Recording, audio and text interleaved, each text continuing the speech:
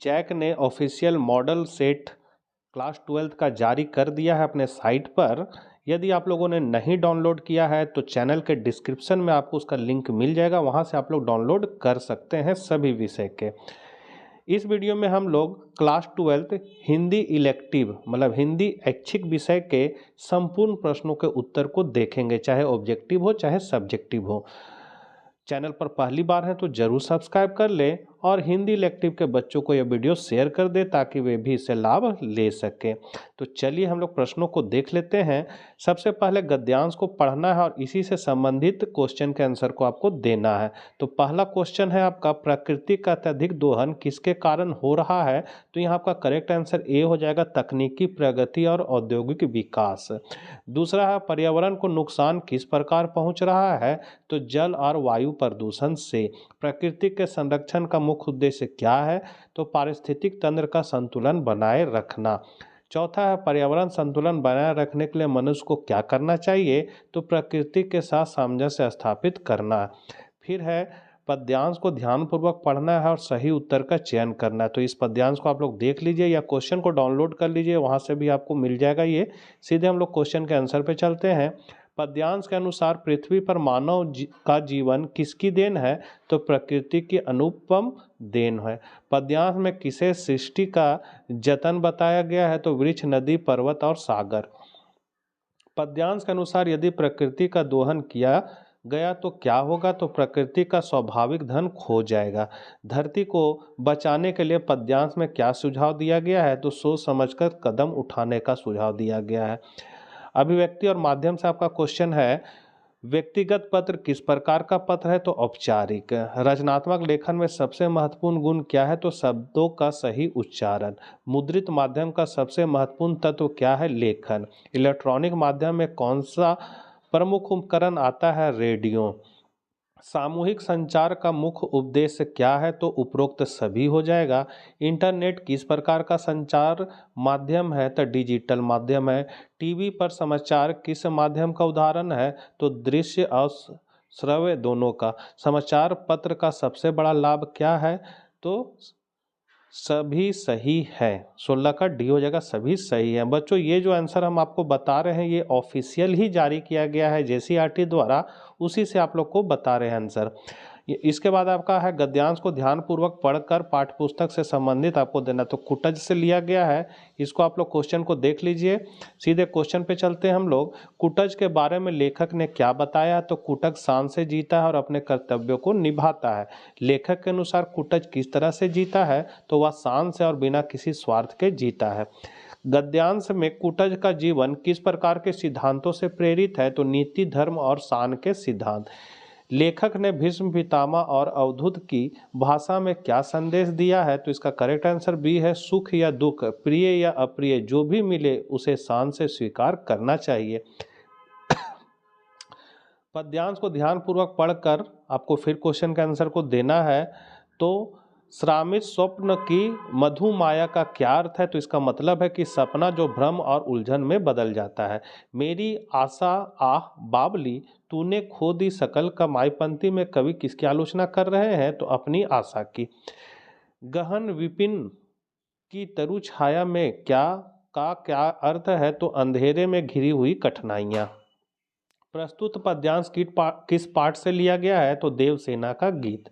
उसके बाद है, मुक्त छंद के प्रवर्तक कवि कौन माने गए हैं? तो सूर्यकांत त्रिपाठी निराला। किस शहर में बसंत अचानक आता है? तो बनारस। प्रेम घन की छाया स्मृति निबंध किस शैली में लिखा गया है? संस्मरणात्मक है ये।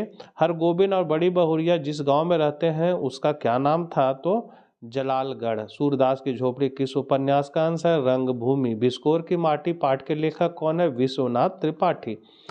यहाँ से आपका अति लघुत्तरीय प्रश्न है 31 नंबर, स्कंद गुप्त किसका सपना देखते थे? तो स्कंद गुप्त विजय के स्वप्न देखते थे। गीत गाने दो मुझे कविता की भाषा क्या है? तो गीत गाने दो मुझे कविता की भाषा तत्सम निष्ठ खड़ी बोली हिंदी है। हिमालय किधर है यह प्रश्न किसने किससे पूछा? तो हिमालय किधर है यह सवाल कवि केदारनाथ सिंह ने एक बच्चे से पूछा था। कच्चा चिट्ठा पाठ में गांव वालों ने उपवास क्यों रखा? तो कच्चा चिट्ठा पाठ में गांव वालों ने उपवास इसलिए रखा था क्योंकि गांव से शंकर भगवान की मूर्ति चोरी हो गई थी। भीष्म साहनी की पंडित नेहरू जी से भेंट कहाँ हुई थी? तो कश्मीर में हुई थी। ब्यालू का क्या अर्थ होता है? तो इसका अर्थ होता है रात का भोजन या सायंकाल में किया जाने वाला भोजन। जगदर तेल की मिठाई को क्या कहकर बेचता था? तो जगदर तेल की मिठाई को घी की मिठाई कहकर बेचता था। रघुवीर सहाय अथवा प्रभास जोशी की किन्हीं दो रचनाओं के नाम लिखिए। तो रघुवीर सहाय का है सीढ़ियों पर धूप में और दूसरा है आत्महत्या के विरुद्ध। प्रभास जोशी का है हिंदू होने का धर्म और दूसरा है मसीह कागद और कागद कारे। 39 नंबर है क्वेश्चन, कॉर्निया का गीत में किसका मानवीकरण किया गया है? तो प्रस्तुत गीत में उषा का मानवीकरण कर उसे पानी भरने वाली स्त्री के रूप में चित्रित किया गया है। इन पंक्तियों में भोर का सौंदर्य दिखाई पड़ता है। कवि के अनुसार भोर रूपी स्त्री सूर्य रूपी सुनहरे घड़े से आकाश रूपी कुएं से मंगल जल भरकर लोगों के जीवन में सुख के रूप में लुढ़का जाती है। 40 है, कवि ने अपनी पुत्री का तर्पण किस प्रकार किया? तो कवि साधनहीन था, उसके पास अपनी पुत्री का तर्पण करने के लिए किसी भी प्रकार की धन संपत्ति नहीं थी। हाँ, उसने अपने जीवन में कुछ अच्छे कर्म अवश्य किए थे, वही कर्म उसकी पूजा थी। अतः उसने अपने समस्त पुण्य कर्मों को पुत्री सरोज के लिए समर्पित कर उसका तर्पण किया। परंजरा के अनुसार मृतक के श्राद्ध के अवसर पर जल तथा अन्य वस्तुओं से उसका तर्पण किया जाता है। कवि के पास कोई वस्तु तो नहीं थी, अतः उसने अपने विगत जीवन के अच्छे कर्मों के फल पुत्री सरोज को अर्पित कर उसका तर्पण किया। 41 है, सागर और बूंद से कवि का क्या आशय है? तो बूंद जीवात्मा का प्रतीक है और सागर परमात्मा का प्रतीक। बूंद क्षण भंगुर होता है और सागर शाश्वत। बूंद की सार्थकता सागर के साथ संबंध होने में ही है। फिर है, बड़ी हवेली से बुलावा आने पर हरगोविंद के मन में किस प्रकार की आशंका हुई? तो बड़ी हवेली से बुलावा आने पर हरगोविंद के मन में आशंका हुई कि आज के युग में संदेश भेजने के अनेक साधन उपलब्ध है। बड़ी बहुरिया को अवश्य कोई गुप्त संदेश देना होगा। इस संदेश की खबर चांद सूरज परेवा पंछी तक को नहीं होनी चाहिए। 43 है, आधुनिक भारत के नए शरणार्थी किन्हें कहा गया है? तो आधुनिक भारत के नए शरणार्थी वे लोग हैं जो विशेष प्रोजेक्ट के तहत अपने आश्रय से उजाड़ दिए गए हैं। सिंगरौली गांव में लोगों को निष्कासित कर दिया गया है। औद्योगिकरण की तेज आंधी ने उन्हें अपने घर जमीन से सदा के लिए उखाड़ दिया है। 44 है, कश्मीर के लोगों ने नेहरू जी का स्वागत किस प्रकार किया? तो नेहरू जी का कश्मीर के लोगों ने कश्मीर पहुंचने पर भव्य स्वागत किया। शेख अब्दुल्ला के नेतृत्व में कश्मीर को शानदार ढंग से सजाया गया। झेलम नदी पर शहर के एक सिरे से लेकर दूसरे सिरे तक 7वें पुल से अमीराक दल तक नावों में उनकी शोभा यात्रा निकाली गई। नदी के दोनों ओर हजारों हजार कश्मीरी निवासियों ने अदम्य उत्साह के साथ उनका स्वागत किया। यह दृश्य बहुत अद्भुत था। 45 है, शेर के मुंह और रोजगार के दफ्तर के बीच क्या अंतर है? तो शेर के मुंह के भीतर जो भी जंगली जानवर एक बार जाता है वहां से वापस नहीं आता है। रोजगार दफ्तर के लोग बार बार चक्कर लगाते हैं, अर्जी देते हैं, पर वह भी वापस नहीं आते, अर्थात उन्हें रोजगार नहीं मिलती। शेर जानवरों को निगल लेता है पर रोजगार दफ्तर नौकरी चाहने वालों को निकलता नहीं, लेकिन उन्हें रोजगार प्रदान करके जीने का अवसर भी नहीं देता। इस लघु कथा के माध्यम से लेखक ने वर्तमान शासन व्यवस्था पर व्यंग्य किया है। फिर झोपड़ी में लगी आग में सब कुछ जलकर राख हो गया था, लेकिन फिर भी सूरदास राख में रुपये क्यों खोजता है? तो झोपड़ी में लगी आग से सब कुछ जलकर राख हो गया था, लेकिन फिर भी सूरदास राख में रुपये खोजता है क्योंकि उसे आशा थी कि रुपए भले ही जल गए हो, चांदी तो बची होगी। ये रुपए उसके समस्त जीवन की पूंजी थी। यहाँ से आपका दीर्घ उत्तरीय प्रश्न शुरू होता है। तो सबसे पहले आपको झारखंड की संस्कृति अथवा विज्ञान अभिश्राप है या वरदान पर निबंध लिखना है। तो झारखंड की संस्कृति आप देख लीजिए, सेम इसी तरह आप लोग लिख सकते हैं। तो झारखंड के त्यौहार के बारे में बताया गया है। फिर है जैसे झारखंड का त्यौहार है सरूर, बांधाबंद, टुसू, हल, पुहनाया। झारखंड का संगीत और नृत्य के बारे में बताया गया है। फिर है झारखंड का भोजन। उसके बाद विज्ञान अभिश्राप है या वरदान। तो यहाँ पर सर विज्ञान का अर्थ क्या होता है, तो विज्ञान का अर्थ होता है विशेष ज्ञान।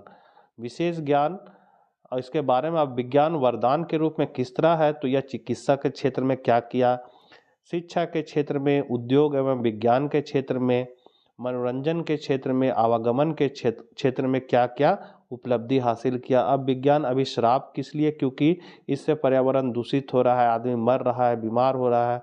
और उसके बाद उपसंहार में आपको थोड़ा सा लिख देना है। तो ये दोनों में से कोई एक ही आपको बनाना है, जो आपको अच्छा लगे बना लीजिएगा। 48 नंबर क्वेश्चन है, किसी दैनिक समाचार पत्र के संपादक को पत्र लिखकर अपने क्षेत्र में बिजली वितरण की कुव्यवस्था की ओर बिजली अधिकारियों का ध्यान आकर्षित कीजिए। तो लिखना है सेवा में संपादक महोदय, दैनिक समाचार पत्र रांची।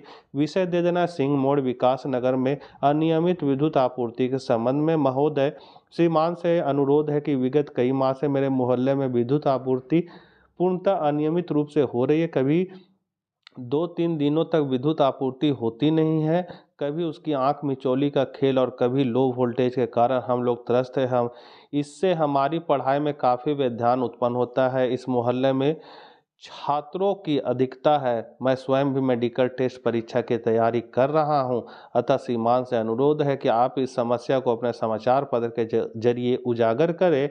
इससे बिजली अधिकारी इस ओर ध्यान दे और समाधान करे। विश्वास भाजन, आलोक कुमार और जगह अपना लिख देना। फिर है प्रधान अध्यापक को विद्यालय में खेल सामग्री की व्यवस्था हेतु एक आवेदन पत्र लिखना। तो लिखना है सेवा में प्राचार्य महोदय, स्कूल ऑफ एक्सीलेंस रायसेन। विषय दे देना है और लिख देना है महोदय, और अपना सारा डिटेल यहाँ लिख देना है, क्या क्या है विद्यालय में, क्या चाहिए, ये सारा डिटेल लिख के लास्ट में आभारी रहूँगा और अपना नाम, पता, रोल नंबर, ये सब क्लास का लिख देना है। अगला है जनसंचार के प्रमुख कार्य कौन कौन से। तो जनसंचार के माध्यम पहले हम लोग जान लेंगे, रेडियो, दूरदर्शन, प्रेस और चलचित्र द्वारा सूचना, विचार और मनोरंजन का प्रचार प्रसार करना है, ये जनसंचार है। इसके कार्य हैं सूचना देना। इसका आप डिटेल जैसे लिखा हुआ वैसे लिख सकते हैं, क्योंकि यह जेसीईआरटी द्वारा ही आंसर को दिया गया है जो मैं आपको बता रहा हूं, तो इस तरह ही लिखिएगा। तो पहला है सूचना देना, डिटेल आप देख लीजिए। दूसरा है शिक्षित करना। फिर है तीसरा मनोरंजन करना, एजेंडा तय करना, निगरानी करना, विचार विमर्श के मंच बनाना। उसके बाद है विद्यालय में संपन्न वार्षिकोत्सव पर एक प्रतिवेदन तैयार करना है। तो सबसे पहले स्थान लिखना है +2 उच्च विद्यालय गोपी का अंदर। दुमका विषय में संपन्न वार्षिकोत्सव, मतलब हेडिंग एक तरह का दे देना है और संबोधन में लिखना है माननीय प्राचार्य महोदय, शिक्षकगण एवं मेरे प्रिय साथियों। उसके बाद गत 23 जनवरी 2007 को हमारे विद्यालय का वार्षिकोत्सव हुआ। नगर के प्रसिद्ध समाज सेवी श्री श्याम बहादुर कार्यक्रम के मुख्य अतिथि थे। जो जो चीज़ है आप यहाँ देख लीजिए, उसी तरह सेम लिख दीजिएगा, क्योंकि वीडियो फिर काहे कि लंबा हो जाएगा।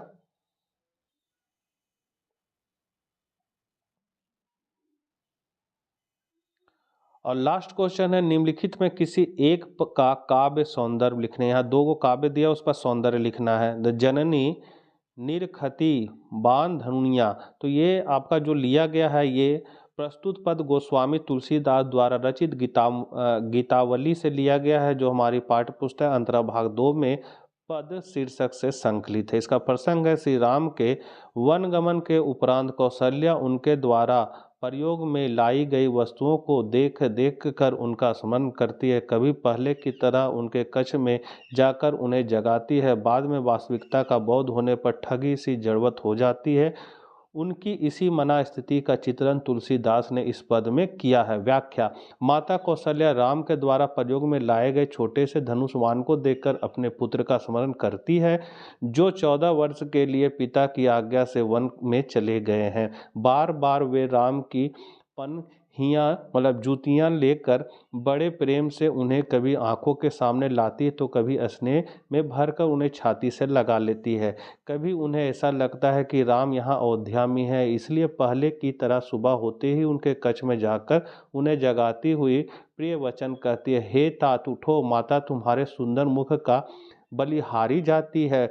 उठकर देखो, तुम्हारे भाई और सखा सब दरवाजे पर खड़े तुम्हारी प्रतीक्षा कर रहे हैं। कभी कहती है, बड़ी देर हो गई, देखो राजा पिता श्री दशरथ तुम्हारी प्रतीक्षा कर रहे होंगे, तुम वहां जाओ, भाइयों को बुलाओ, जो कुछ अच्छा लगे वह खा लो, माता तुम्हारे निहोरे कर रही है, तुम्हारे ऊपर मैं स्वयं को निछावर करती हूँ। फिर अचानक उन्हें ध्यान आता है कि राम यहाँ नहीं है, वे तो वन चले गए हैं। यह सोचकर वे चकित होकर चित्रलिखित सी जड़वत हो जाती है। तुलसीदास जी कहते हैं कि उस समय माता कौशल्या की अपने पुत्र के प्रति प्रेम भावना ठीक उस मोरनी जैसी प्रतीत होती है जो मोर की प्रतीक्षा में हो और उसके वियोग में रात दिन आंसू बहा रही हो। इसका विशेष है कि परे पद में वात्सल्य वियोग की व्यंजना है। कौशल्या उन्माद दशा को प्राप्त कर चुकी है। चक्की है लिखा हुआ, यहाँ चुकी हो जाएगा। श्री राम की वस्तुएं देखकर उनका स्मरण करने में उनका वात्सल्य विधि उद्दीपित हो रहा है। प्रीति सखी सी तथा चित्रलिखी सी में उपमालंकार है, ब्रजभाषा का प्रयोग है, गय पद छंद में रचना हुई है। और दूसरा है ख नंबर, इसका भी आपको सही करना है। तो ये जो है वो प्रस्तुत सवैया धनानंद द्वारा रचित है, जिसे सवैया शीर्षक से हमारी पाठ्य पुस्तक अंतरा भाग 2 में संकलित किया गया। इसका प्रसंग है, विरही व्यक्ति तंब मतलब संयोग काल और अब वियोग काल की तुलना कर रहा है। तब क्या स्थिति थी और अब क्या स्थिति हो गई, इसका तुलनात्मक विवरण इस सवैये में प्रस्तुत किया गया है। तो दोनों में से कोई एक ही बनाना है। तो यहाँ आप व्याख्या इसका देख लीजिए।